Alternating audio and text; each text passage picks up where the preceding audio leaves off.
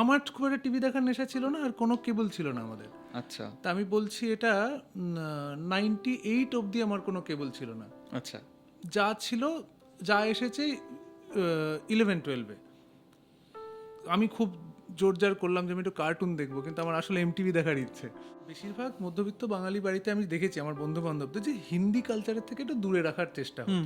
अभी कोई लड़की देखो मेरा दिल दीवाना বলে ওলে ওলে ওলে। ওলে ওলে, আমাদের হিমাংশু দত্ত ছিল, আমাদের সুবীর সেন ছিল এবার- সেখান থেকে।